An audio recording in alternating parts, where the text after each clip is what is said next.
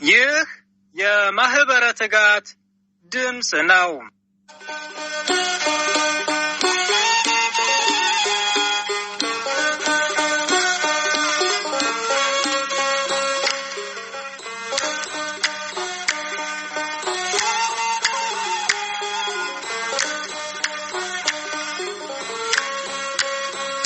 በስመ አብ ወወልድ ወመንፈስ ቅዱስ አሐዱ አምላክ አሜን። ክርስቶስ ተንሥአ እሙታን በአብይ ኃይሎ ስልጣን አሰሮ ለሰይጣን አግዓዞ ለአዳም ሰላም እምይእዜሰ ኮነ ፍስሐ ወሰላም። በኦርቶዶክሳዊት ተዋሕዶ ቤተክርስቲያን ግንቦት 1 ቀን የግንቦት ልደታ የእመቤታችን የቅድስት ድንግል ማርያም ልደት የሚከበርበት ዕለት ነው። ይህ ዕለት ቅዱስ ኤፍሬም በውዳሴ ማርያም የመመኪያችን ዘውድ የንጽህናችን መሰረት ያላት ወላዲተ አምላክ ድንግል ማርያም የተወለደችበት ነው። ሰላም ጤና ይስጥልኝ ውድ አድማጮቻችን፣ ትጋት የአባ ዮሐንስ የመንፈስ ቅዱስ ፍሬዎች እንደምን ሰነበታችሁ? የእግዚአብሔር ሰላም በያለንበት ከሁላችንም ጋር ይሁን አሜን። ይህ ተዘጋጅቶ ወደ እናንተ የሚቀርብላችሁ ዕለታዊ መንፈሳዊ የዜና መርሃ ግብራችን ነው። በዛሬ ዜና ሀተታችን ግንቦት ልደታ ለምን ይከበራል በሚል ይዘላችሁ ቀርበናል። ከዜናው ጋር አብረናችሁ ቆይታ የምናደርገው እኔም ወንድማችሁ ጥላሁን ጽጌ ድንግልና እህታችን ሕይወት ወለተ ጊዮርጊስ በጋራ በመሆን ነው። እስከ መርሃ ግብራችን ፍጻሜ አብራችሁ እንድትቆዩ እየጋበዝኩ ወደ ዝርዝር ዜናው አልፋለሁ።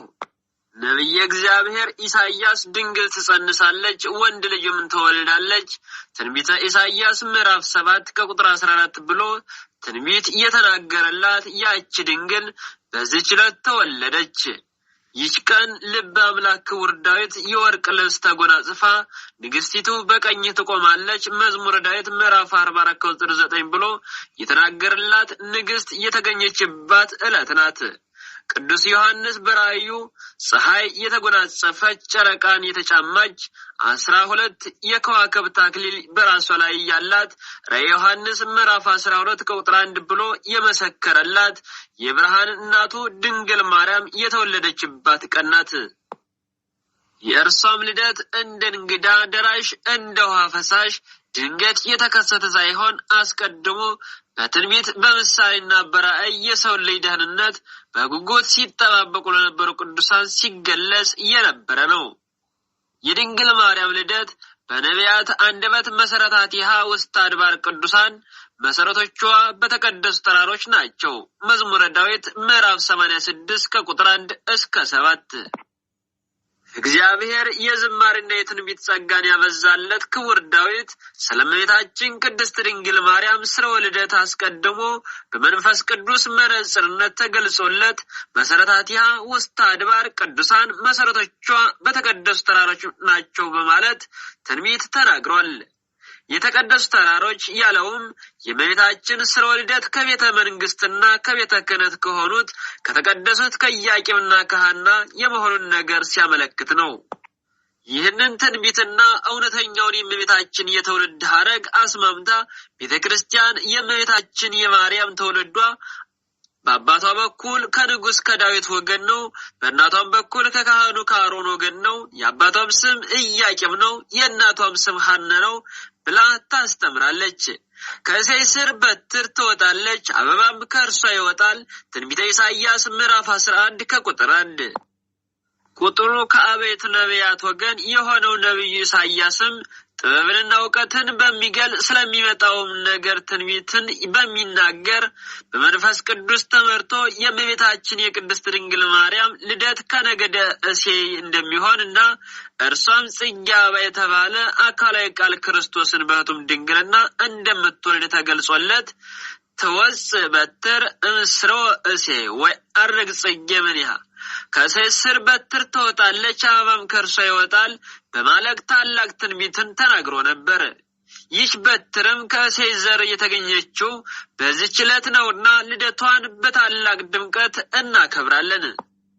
ይህንን መሰረት በማድረግ ሊቁ ቅዱስ ኤፍሬም መልካም እርግብ ማርያም ሆይ ደስ ይበልሽ፣ ከእሴይ ስር የተገኘሽ መዓዛሽ ያማረ አበባ አንቺ ነሽ በማለት በውዳሴ አመስግኗታል።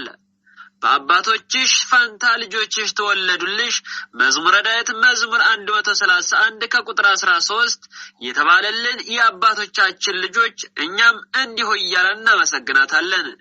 ንኢ እምሊባኖስ መርአት ንኢ እምሊባኖስ ሙሽራዬ ሆይ ከሊባኖስ ከኔ ጋር ነይ መኃልየ ምዕራፍ 4 ከቁጥር 8።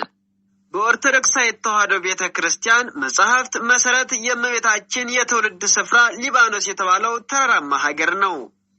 በሊባኖስ ስለመሆኑ አስቀድሞ ጠቢቡ ሰለሞን ሙሽራዬ ሆይ ከሊባኖስ ከኔ ጋር ነይ ከሊባኖስ ከኔ ጋር ነይ ከአማን ራስ ከሳኔር ከኤርሞን ራስ ከአንበሶች መኖሪያ ከነብሮችም ተራራ ተመልከቺ በማለት ተናግሮ ነበር። የዚህ ትንቢት ምስጢርም የእመቤታችን መካነ ልደት የሊባኖስ ተራራ ስለመሆኑ የሚያጠይቅ እንደሆነ ምስክርነታቸው የታመነ የቤተክርስቲያን ሊቃውንት ያስረዳሉ። ትንቢቱም ሲፈጸም ቅድስት ድንግል ማርያም ግንቦት 1 ቀን በ15 ዓመተ ምህረት ቅድመ ልደተ ክርስቶስ በሊባኖስ ተራራ ተወልዳለች። ኢትዮጵያዊ ቄርሎስ የተባለው የነገረ ማርያም ሊቅ አባ ጊዮርጊስ ዘጋስጫ እመቤታችን በሊባኖስ እንደምትወለድ አስቀድሞ ሰሎሞን የተናገረው ቃልም መፈጸሙን ሲገልጽ የአናብስት ልጅ አልኩሽ ሰሎሞን እንዲህ ሲል እንደተናገረ ሙሽራዬ ሆይ ከሊባኖስ ተራራ ነይ ከአንበሶች ጉድጓድ ወጥተሽ ነይ ከምርጥ ነገድነት የተነሳ ከሚመካ ወገን የመወለድሽ ዜና እጅግ ግሩም ነው በማለት አመስጥሮታል። እመቤታችን በሊባኖስ ተራራ እንድትወለድ ምክንያት የሆነው በማፀን ሳለች አርሰባንን ልጅ ዓይን በማብራቷና ሳሜናስ የሚባለውን የጦቢቅን ልጅ ከሞት በማስነሳቷ አይሁድ በቅናት ተነሳስተውባቸው ስለነበር ሐናና ኢያቄም ወደ ሊባኖስ ተራራ እንዲሄዱ ታላቁ መልአክ ቅዱስ ገብርኤል ለኢያቄም ተገልጾ ስለነገራቸው እንደሆነ የቤተክርስቲያን መጽሐፍ ያስረዳሉ። የድንግል ማርያም ልደት በራእይና በምሳሌ ከትንቢቱ በተጨማሪም የእመቤታችን የቅድስት ድንግል ማርያም ልደት በራእይና በምሳሌ አስቀድሞ የተገለጸ ነበር። ከነዚህም መካከል ከእርሷ 7 ትውልድ አስቀድሞ ለነበሩት ደጋግ ሰዎች እንዲሁም ለእናትና ለአባቷ የተገለጹት ምሳሌዎች በቅዱሳት መጻሕፍት በሰፊው ሰፍረው ይገኛሉ። 7ኛይቱ እንቦሳ ጨረቃን ስትወልድ ጨረቃዋ ደግሞ ፀሐይን ስትወልድ አየሁ። ውድ አድማጮቻችን ትጋት የአባ ዮሐንስ የመንፈስ ቅዱስ ፍሬዎች እነሆ ዘገባችን እንደቀጠለ ነው። ቀጣዩን ዘገባ እህታችን ሕይወት ወለተ ጊዮርጊስ ታቀርብላለች። በድጋሜ አብራችሁን ቆዩ።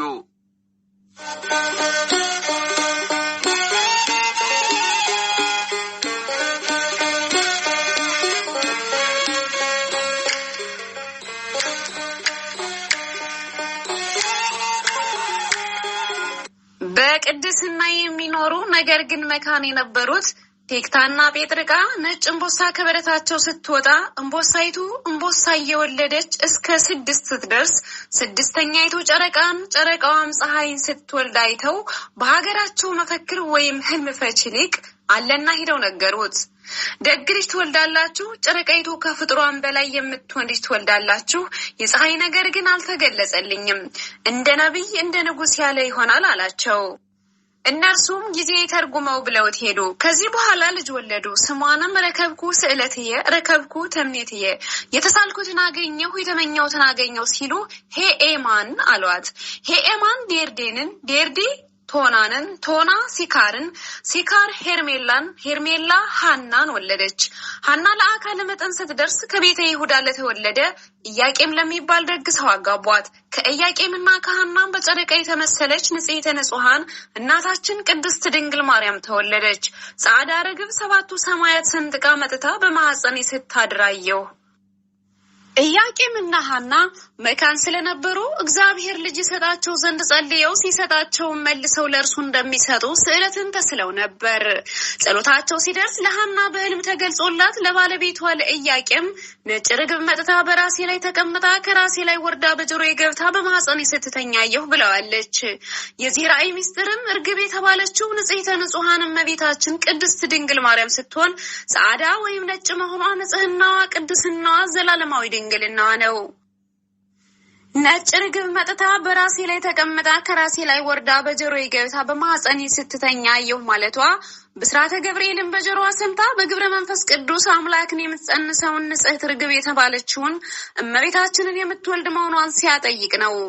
ከሰባተኛው ሰማይ ነጭ ወፍ ወርዶ በራሴ ላይ ሲቀመጥ አየሁ ቅዱስ ኢያቄም። በተመሳሳይ ኢያቄምን በህልሙ ያየውን ለባለቤቱ ለሐና ሰባቱ ሰማያት እንደ መጋረጃ ተገልጠው ከላይኛው ሰማይ ነጭ ወፍ ወርዶ በራሴ ላይ ሲቀመጥ አየሁ ብሎ በህልሙ የተገለጸለትን ነግሯታል። የዚህም ራእይ ሚስጥር ወፍ የተባለው አካላዊ ቃል ኢየሱስ ክርስቶስ ሲሆን ነጭነቱ ንጽሐ ባህሪው ነው። ኢያቄም ከላይ ወርዶ በራሴ ላይ ሲቀመጥ አየሁ ማለቱ የኢያቄምን ባህሪ እንደሚያደርግ የሚያጠይቅ ሲሆን ሰባቱ ሰማያት የተባሉ የጌታችን ልዩ ባህሪው ምልአቱ፣ ስፋቱ፣ ርቀቱ፣ ልዕልናው፣ እበዩና መንግስቱ ናቸው። የድንግል ማርያም ልደት በሐዲስ ኪዳን ሊቃውንት የሐዲስ ኪዳን ሊቃውንትም ትንቢተ ነቢያትን ወንጌልን በማጣጣም የእመቤታችን የቅድስት ድንግል ማርያምን ልደት አመስጥረው አስተምረዋል፣ አመስግነዋል፣ ተቃኝተዋልም። የእመቤታችንን ልደት እጅግ ብዙ ሊቃውንት በስፋትና በጥልቀት ያመሰጠሩት ሲሆን ለምሳሌ ያህል የሚከተሉት ይጠቀሳሉ። ማርያምስ ከጥንት ጀምሮ በአዳም ባህሪ ውስጥ እንደ ነጭ ዕንቁ ታበራለች። ሊቁ ቅዱስ ያሬድ ኢትዮጵያዊ ሊቅ ቅዱስ ያሬድ ስለ እመቤታችን ልደት ማርያም ግን ከጥንት ጀምሮ በአዳም ባህሪ ውስጥ እንደ ነጭ ዕንቁ ታበራለች በማለት እርሷ በደፈረሰው ዓለም በንጽህና በቅድስናና በድንግልና ስታበራ እንደነበርና ኋላም የዓለም ብርሃን የሆነውን ኢየሱስ ክርስቶስን መውለዷን አመስጥሮ ተናግሯል። በተጨማሪም ስለ ስርወ ልደቷ እንተ በምድር ሰራዊሃ ወበሰማይ አንጾኪሃ ሀረገ ወይን ድንግል ሀረገ ወይን ስሮቿ በምድር ጫፎቿን በሰማይ ያሉ የወይን ሀረግ በማለት የተወለደችው በምድር ከነበሩት ኢያቄምና ሐና መሆኑን የወለደችው ግን ሰማያዊ ንጉሥ እንደሆነ በማመስጠር ዘምሯል። በዚህም ሰውና እግዚአብሔርን ያገናኘች መሰላል መሆኗን ገልጾ አስተምሯል። ድንግል ሆይ በኃጢአት ፍትወት የተጸነስሽ አይደለም፣ በሕግ በሆነ ሩካቤ ከሐናና ከኢያቄም ተወለድሽ እንጂ። አባ ጊዮርጊስ ዘጋስጫ። የብህን ሰው ሊቀ ጳጳስ አባ ሕርያቆስም በቅዳሴ ማርያም ድንግል ሆይ በኃጢአት ፍትወት የተጸነስሽ አይደለም፣ በሕግ በሆነ ሩካቤ ከሐናና ከኢያቄም ተወለድሽ እንጂ በማለት የድንግል ማርያም ጽንሰትና ልደት እንዴት እንደነበር በድርሰቱ አስፍሮታል። ትውልድ ሁሉ ብጽዕት የሚላት የሁላችን እናታችን ንጽሕተ ንጹሐን ቅድስተ ቅዱሳን ድንግል ማርያም በሕግ በሆነ ሩካቤ ከሐናና ከኢያቄም ነሐሴ 7 ቀን ተጸንሳ ከ9 ወር ከ5 ቀን በኋላ ግንቦት 1 ቀን ተወልዳለች። እርሷም ስትጸነስ ጀምሮ መንፈስ ቅዱስ ከጥንት አብሶ ጠብቋታል፣ አበሳዋን ነካትም። ይህንንም ነቢየ እግዚአብሔር ኢሳያስ በኃጢአት በተከበበ መርገም በሞላበት ዓለም ውስጥ ከኃጢአት ከበደል ርቃ ተለይታ እንደ ጌዲዮን ጸመር በንጽህና የኖረች ንጽሕት ዘር መሆኗን ሲያስረዳ የሰራዊት ጌታ እግዚአብሔር ዘርን ባያስቀር ኑሮ እንደ ሰዶም በሆንን እንደ ገሞራን በመሰል ነበር። ትንቢተ ኢሳያስ ምዕራፍ 1 ቁጥር 19 በማለት ተናግሯል። እንዲሁም ጥበበኛው ሰለሞን ንጽህናዋን በትንቢት መነጽር አይቶ ወዳጄ ሆይ ሁለንተናሽ ውብ ነው፣ ምንም ነውር የለብሽም፣ ሙሽሪት ሆይ ከሊባኖስ ነይ መኃልየ ምዕራፍ 4 ቁጥር 7 እስከ 16 በማለት በንጽህና በቅድስና ያጌጠች መርገመ ስጋ መርገመ ነፍስ ያልነካት የድህነታችን ምክንያት የንጽህናችን መሰረት የሰው ባህሪ ከእግዚአብሔር ጋር እንዲዋሃድ ምክንያት የሆነች ንጽሕት የሰርግ ቤት ድንግል ማርያም በሊባኖስ የመወለዷን ነገር አስቀድሞ ነግሮናል። ይህች ዕለት ትልቅ ህንጻ የታነጸበትና ፍጡር የፈጣሪ ማደሪያ ለመሆን የተዘጋጀበት ዕለት ናት። ቅዱስ እንድርያስ የቀርጤሱ ቅዱስ እንድርያስ የከበረ ስለሆነው ስለ እመቤታችን ቅድስት ድንግል ማርያም ልደት ታላቅነት ይህ በዓል በሐዲስና በብሉይ ኪዳን መካከል መገኛ ሆነ። ምሳሌዎቹ በእውነት አሮጌው በአዲሱ ቃል ኪዳን ተተኩ። ፍጥረት ሁሉ በደስታ ይዘምራል፣ የዚህም ቀን ደስታ ይካፈላል። ይህ ዕለት ጌታ መቅደሱን የሰራበት ዕለት ነው። ይህ ዕለት ትልቅ ህንጻ የታነጸበትና ፍጡር የፈጣሪ ማደሪያ ለመሆን የተዘጋጀበት ዕለት ነው በማለት ገልጾታል። በእውነት የእርሷ ልደት የልዑል ማደሪያው መቅደስ የተሰራበት ዕለት ነውና ሁላችንን እናከብረዋለን። በዚህም ዕለት ዮም ፍስሐ ኮነ በእንተ ልደታ ለማርያም እነሆ ዛሬ በእመቤታችን ልደት ደስታ ሆነ እያልን እንዘምራለን። ይችን የልዑል ማደሪያ እናቷ ሐናና አባቷ ኢያቄምን በእጅጉ ተደስተው በተወለደች በ8ኛ ቀኗ ስሟን ማርያም ብለው ሰይመዋታል። የእመቤታችን የልደት በዓል አከባበር አባታችን አዳም በኃጢአት ከወደቀ በኋላ ንስሐ በገባ ጊዜ አምላካችን ጌታ እግዚአብሔር የድህነት ቃል ኪዳን ገባለት። ቃል ኪዳኑን ከልጅ ልጅ ተወልጄ አድንሃለሁ የሚል ነበር። ስለሆነም አዳም 5500 ዘመን ሕይወት ምክንያት የሆነች የልጅ ልጁ እመቤታችን ድንግል ማርያም ከአብራኩ ከተከፈሉ ቅዱሳን ልጆቹ የምትወለድበትን ቀን ተስፋ እያደረገ ኖረ። የእመቤታችንን የድንግል ማርያምን የመወለዷን ዜና ተስፋ በማድረግ ሴትላት የነበረውን ሚስቱን ሔዋንን በእመቤታችን ምሳሌነት ሔዋን የሕያዋን ሁሉ እናት ብሎ ሰየማት። ኦሪት ዘፍጥረት ምዕራፍ 3 ቁጥር 20። ዳግማዊ አዳም የተባለ ክርስቶስም የአዳምን ተስፋ በመስቀል ላይ በፈጸመ ጊዜ እውነተኛዋን ሔዋን ዳግሚት አማናዊት ሔዋንን ድንግል ማርያምን በዮሐንስ ወንጌላዊ በኩል ለሕያዋን ምእመናን ሁሉ እናት አድርጎ ሰጠ።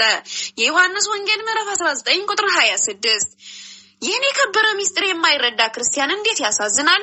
እኛ ኦርቶዶክሳውያን ክርስቲያኖች ግን የቀዳማዊ አባታችንን የአዳምን እንዲሁም በዳግም ተፈጥሮ ያከበረንን ዳግማዊ አዳም የተባለ የጌታችን የመድኃኒታችን የኢየሱስ ክርስቶስን ቃል ተቀብለን የሕያዋን ሁሉ እናት ድንግል ማርያምን ልደቷን በፍጹም ደስታ እናከብራለን። ከተወደደ ልጇ ምሕረትን ትለምንልን ዘንድ ወደ እሷ እናንጋጥጣለን። በኦርቶዶክሳዊት ተዋሕዶ ቤተክርስቲያን ያለን ምእመናን ከጌታችን ልደት ቀጥሎ በታላቅ ድምቀት የምናከብረው የልደት በዓል የእናታችን የእመቤታችን የአማላጃችን የቅድስተ ቅዱሳን የንጽሕተ ንጹሐን የእመቤታችን የቅድስት ድንግል ማርያም የልደት ቀን ነው። ስለ ቅዱስ ዮሐንስ በመወለዱ ብዙዎች ደስ ይላቸዋል የሉቃስ ወንጌል ምዕራፍ 1 ቁጥር 14 ከተባለ የድንግል ማርያም ልደት ምንኛ የሚያስደስት ይሆን! የነቢያቱ ትንቢት የተፈጸመበት፣ የታየው ራእይ በገሃድ የተከናወነበት፣ የብሉይ ኪዳን ማብቂያ የሐዲስ ኪዳን መጀመሪያ ናትና ልደቷ ለሰው ልጅ ሁሉ ለሕያዋን ሁሉ ታላቅ የደስታ ቀን ነው። ሰማያውያን ቅዱሳን መላእክትም በንጽህናዋ በቅድስናዋ ተደንቀው እህትነ ነያ እህታችንን ነውሃት ብለው ያመሰግኗታል። በዘመናችን ያሉ የሰዎች ልደት በድምቀት የሚከበር ከሆነ ለሰው ልጅ መዳን ምክንያት የሆነች የአምላክ እናት የተወለደችበት ቀን ምንኛ ሊከበር ይገባው ይሆን? ቤተክርስቲያን የቅድስት ድንግል ማርያምን ልደት በታላቅ ድምቀት የምታከብረው ከዚህ ታላቅ በዓል በረከት ረድኤት እንድናገኝበት ነው። የሕይወት ክርስቶስ እናት ዛሬ ተወልዳለችና። በኦርቶዶክሳዊ ተዋሕዶ ቤተክርስቲያን ትውፊት መሰረት ሐናና ኢያቄም ከአይሁድ ለማምለጥ ተሰደው በአድባረ ሊባኖስ ስር እመቤታችንን ወለዱ።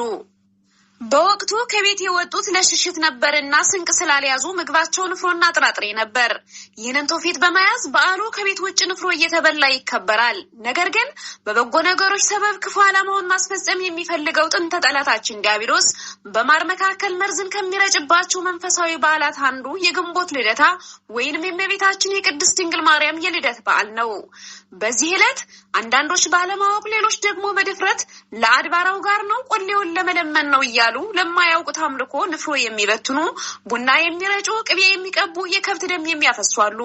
እውነታው እነዚህ በእርግጥም ጣዖት አምላኪዎች ናቸው። እኛ ኦርቶዶክሳውያን ክርስቲያኖች ግን እነዚህን የሃይማኖት ለዋጮች ስራቸውን እንጸየፈዋለን። ስለሆነም ከእንደዚህ አይነት ባዕድ አምልኮ በመለየት ይህንን ታላቅ በዓል በተገባና በተረዳ ነገር ልናከብረው ይገባል።